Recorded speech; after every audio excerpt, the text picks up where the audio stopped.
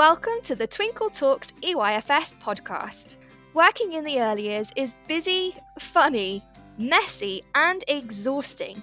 Join me, Shána, and the rest of the Twinkle EYFS team as we talk honestly about our experiences as practitioners, teachers, and professional nappy changers. Whether you're listening to increase your CPD hours or catching up on our antics whilst driving home from work, Twinkle EYFS will share everything you need to know about all things early years. Hello, lovely listeners. It's so great to have you back. This is episode 1 of Twinkle Talks EYFS, and we have a lot to talk about today.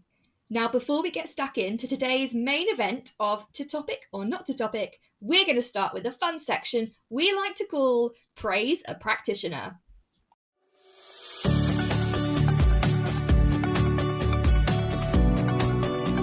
First up, we have Early Years Create, who'd like to nominate Bruna. They tell us, she goes above and beyond her duties each day. It's never known where she gets her energy. If you find out, let us know. Alexandra would like to nominate 2 people.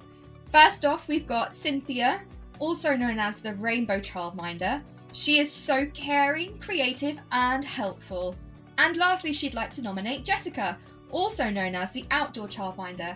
She is a mindful childminder and just amazing. That's all we've got time for today, but if you would like to nominate a practitioner to celebrate their hard work, go and check our social media sites so you can find out where to nominate them. Oh, well done everybody. I absolutely love this section. It's so nice to celebrate each other and our achievements, isn't it? So to everyone who got mentioned, a big well done to you. And also a big well done to everyone who didn't get mentioned. We could spend this whole episode talking about you guys, but we can't. We've got a topic to talk about. And ironically, our topic today is topics. So for planning, do you choose to do topic-led planning or child-led planning? So before we get into it, let's have a look at what both these approaches mean.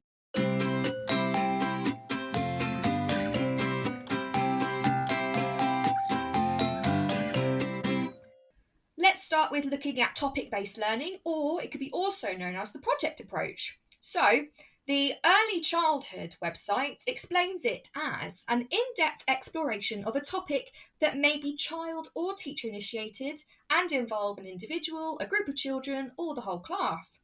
A project may be short-term or long-term, depending on the level of the children's interest, and the approach provides opportunities for children to take agency of their own learning and represent this learning through the construction of personally meaningful artifacts.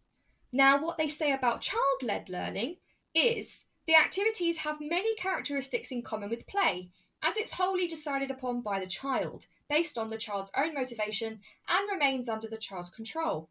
It may involve play of many types, or it may be seen by the child as an activity with a serious purpose to explore a project or express an idea which the child may not see as pure play. To put it in layman terms, I think topic-led planning is where, when you observe the children, you pick a single thing, an overarching item that the children are generally interested in, and then you could pre-plan adult-led or child-led activities for a certain amount of weeks. Perhaps it's a half term, or however long they're interested in. So there's a lot of pre-planning based on perhaps maybe 1 or 2 overarching themes. Whereas child-led planning is very much not as long. It's quite short-term in terms of the activities that you plan. So it's not as easy to pre-plan the activities, whether it's child-led or adult-led, because one day they might be interested in sharks, the next day it might be firemen. So you're constantly adjusting that planning to suit what they're interested in on that day. So there's much less pre-planning going on for child-led. In a way, it's more forward planning, if that makes sense. So before we get into the ins and outs, the pros and cons of each approach and what you guys use in your own settings, I think it's really important to address possible misconceptions with these approaches, as there are misconceptions with any approach, So for example, there might be a misconception that with topic-led planning, it's very restrictive, it's very adult-led. And that might not be the case at all. Practitioners may be picking the topics based on what the children are really interested in. And it is also a mix of adult-led and child-led activities, so the children do have control over how they're learning. It's just that maybe the resources and the environment are adapted to suit the topic. And of course, just because you may have planned a couple of weeks in advance the activities based around that topic, that doesn't mean it's set in stone. Practitioners will be constantly looking at the children and seeing how they're responding to the activities and can adapt the planning as necessary. As for child-led planning, there might be a misconception that practitioners just let the children play all day and do what they want. And that is not the case. There's a lot of work that goes into child-led planning. There's a lot of observation and really getting to know the children and being able to adapt those plans really quickly. And that does also mean that there are adult-led and child-led activities in there as well. So the adult still plays a really important role in child-led planning. It's just that they are facilitating what the children are interested in and plan ahead. So just wanted to clear those possible misconceptions up before we get started.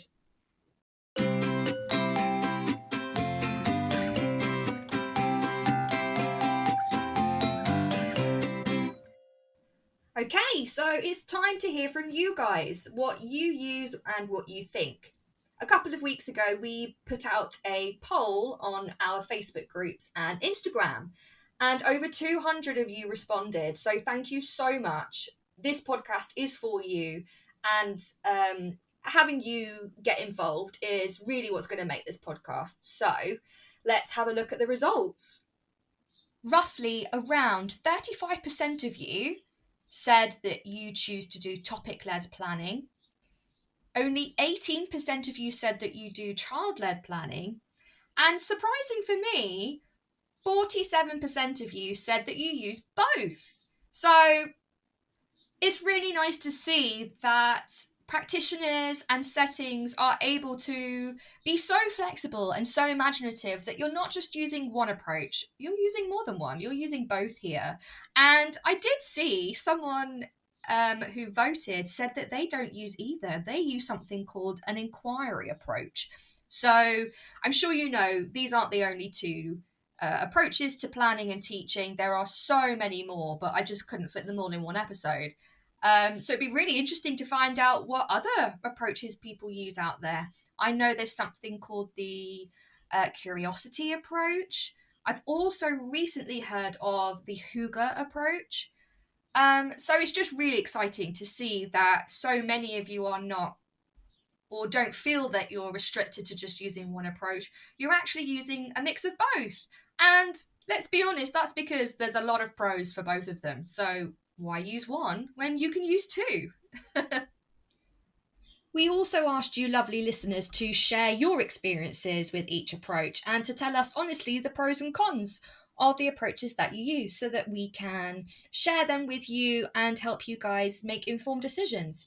So we'll start with topic-led planning first. Claire Hill, thank you Claire for giving us some insight into what you do. You say that you have topic-led planning, but adapt, tweak, and add activities as the children come up with things.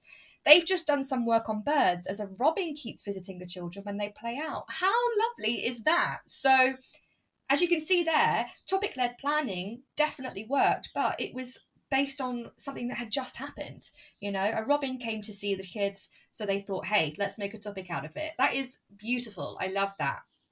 Willow says that they like to use topic-led planning as it then turns into child-led as they play, which is great. They like it because they also talk about it for weeks. Yeah, I agree. I think that is one of the benefits of using topic-led planning is that they do get so involved in it and it's such a deep level of learning because you're going on for so long. Yeah, they talk about it for weeks and weeks because they really spend loads of time on the specific topic. They get really deep into it and it's just lovely to see. I would say, coming from my experience, I have used a lot of topic-led planning in a similar way. And for me, from a teacher's perspective, it's really nice to have pre-planning. It's really nice to have a bunch of plans that you don't have to start from scratch. You can just tweak, especially like throughout the years. And I'm not saying that I use the same planning for every year, for every cohort. I definitely do not. Every cohort is different, but it is really nice to have that skeleton planning of a specific topic. And then, when your next cohort comes in and they go, oh, we like space, you're like, yes. A couple of years ago, another cohort liked space too, so I could just take that planning and tweak it.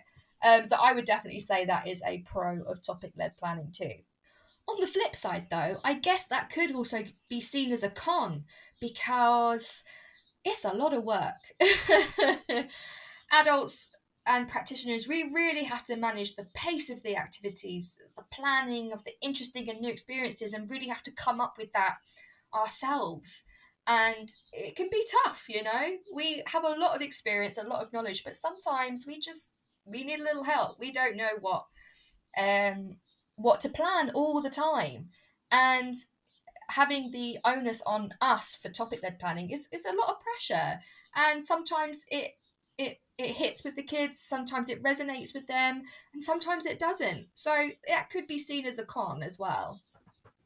We also asked one of our Twinkle ambassadors, the lovely Ashley, to share her experience, and she's been using topic-led planning and makes an interesting point about Ofsted actually, so here she is. Now, I think there's lots of pros to topic-led planning, one of them being structure. It really gives you guidance because you know exactly what you're covering every single half term. So this helps me to create long-term plans, medium-term plans, and all the documents that need to go along with it that I can put on the website. I feel like these documents give my team the knowledge they need to know what is coming at every stage of the year.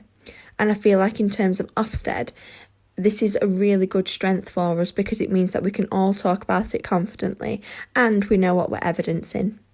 You also don't need training to do topic-led planning because it is really just as simple as choosing a topic and then brainstorming the key experiences and ideas with your team.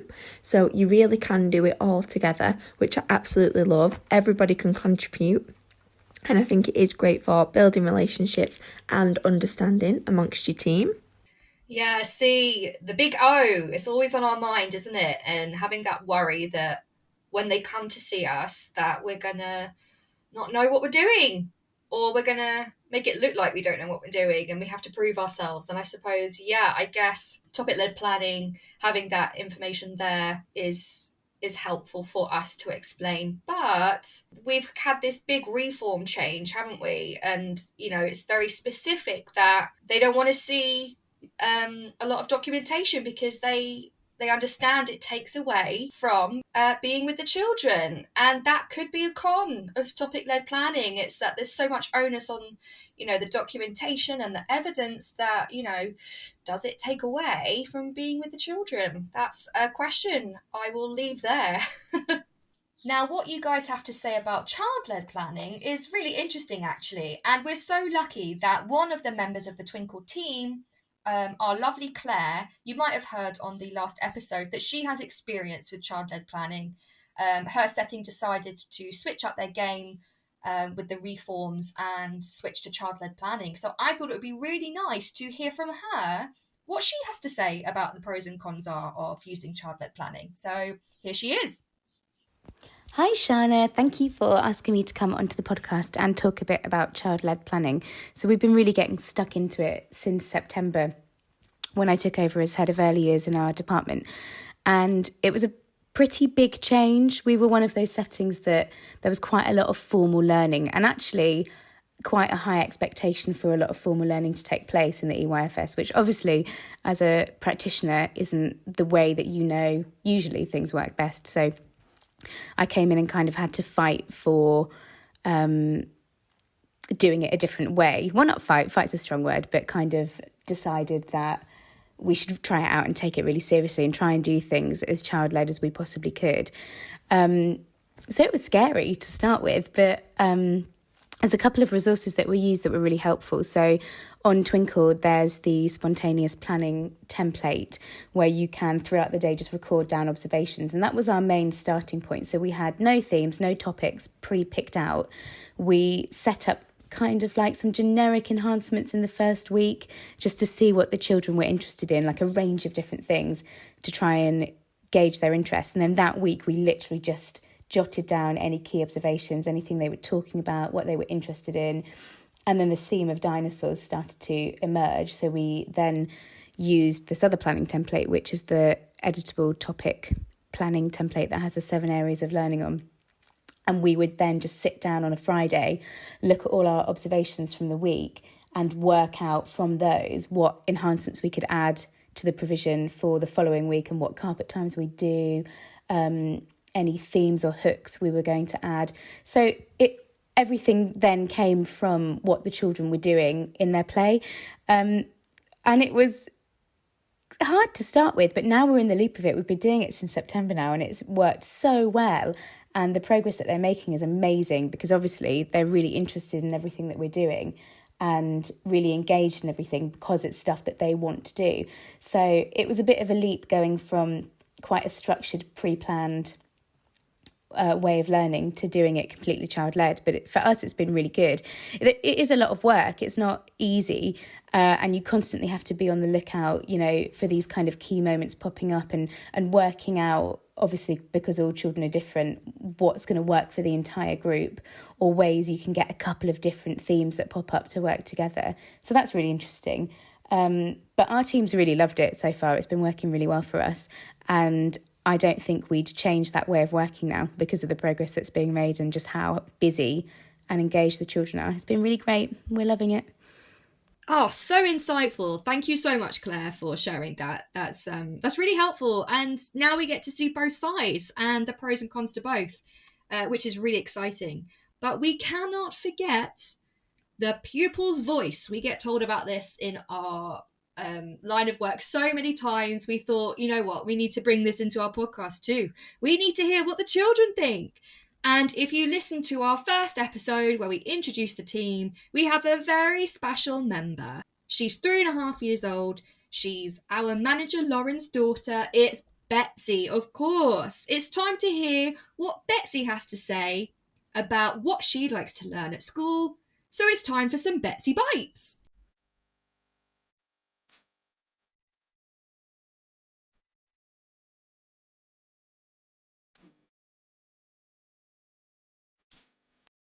I like to learn about dinosaurs. Oh! Oh, Betsy loves to learn about dinosaurs. Oh, thank you so much, Betsy. That was a really impressive roar at the end. Thank you so much. And it's good to hear that she's confident and she can tell us what she likes. There you are.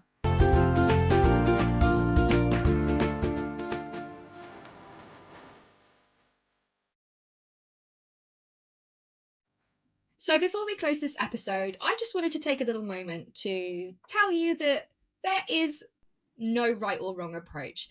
This episode isn't here to tell you you should be doing this approach or this approach works best. That's not what we're here for.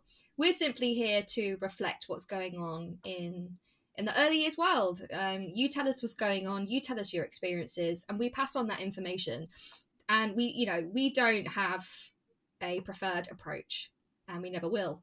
And if you ever feel like that, there is a right or wrong way to teach, I will very happily direct you to a document by Ofsted themselves. I'll put a link in the description of this episode. It's called Teaching and Playing in Early Years, a Balancing Act. And Ofsted themselves say, there is no one way to achieve the very best for young children. That's a direct quote, people. Okay. Ofsted themselves recognise that there is no such thing as a right or wrong way approach. All approaches are amazing. All approaches are good. And they don't tell us which one we should be doing. And I think that's right. And I agree with that. Whatever works for you and your children is what's best. Whether you follow one approach whether you follow a mixture of approaches, whether you start following one approach and think, actually, you know what, that's not working, I'm going to do this one, and change it up as you go. That is what early years is all about. We are constantly changing, we are constantly evolving, and so are our children, you know. Just because a approach works for one cohort doesn't mean it's going to work for another. So I just want to encourage you, you know, that you know your stuff, and Ofsted recognise that you know your stuff, you know your children, and we're just so lucky to have so many different approaches out there that we can choose, we can try, we can have a go at, we can analyse ourselves, we can get experience from our peers, like what we're doing in this podcast right now. And we can make an informed decision about what we think is best for our children, okay? So this isn't an episode to tell you that there is a specific way or a specific approach that you should be using in your setting. Absolutely not. Absolutely not. Whatever you're doing, you got it. You got it. You know what you're doing. And it's innate in early years practitioners, I think, that we always try and do our best for our children. I mean, I say in early years, in all school settings, that's just part of who we are. So I just want to encourage you and remind you that, yeah, there's no pressure to pick a specific approach at all. Ofsted say so. So go and take a look.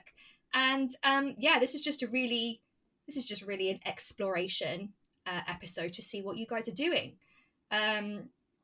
So what we thought we would like to end with for this episode is just give some examples of maybe activities or resources that the team have used in their settings that might be helpful to you. Whether you use the topic-based approach, whether you use the child-led approach, we're going to show you a mixture of both. Okay, so whatever you are using in your setting, we think we've got something at Twinkl that can help you. So here are some of my lovely team members to share what they like to use.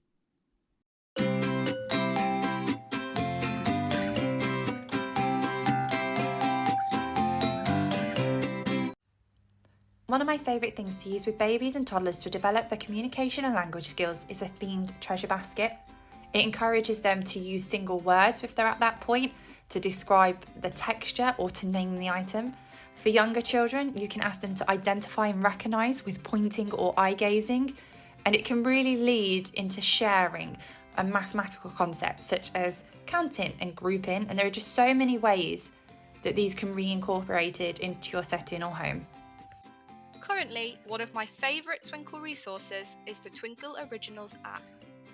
Not only does it hold over 70 of our teacher-created books, but they all feature optional audio, so the children can still be read to even if an adult is not around, or if you do not have access to the physical originals book.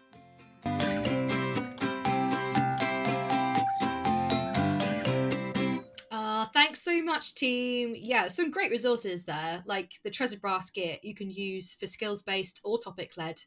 And the same with Twinkl Originals as well. If you haven't seen the books, please go and check them out. It's so lovely. I love the Twinkl Originals books. So yeah, loads of lovely resources there. Go check them out if you would like. On the Twinkl website, I'm sure you know already where to find the things. And that is it for episode number 1, to topic or not to topic. Thank you so much for listening. It's always a joy to have a chat with you guys and see what you guys are up to. If you like what you listened to today, we'd really appreciate it if you would give us a follow, give us a rating, share it with your friends, share it with your teacher friends and be like, you know what, these guys know what's up. And also share it with your non-teacher friends too and be like, guys, this is what it's like. This is what it's like working in early years. So yeah, we'd really appreciate it if you like, follow, rate, and share the love. And we will see you next week for another episode of Twinkl Talks EYFS.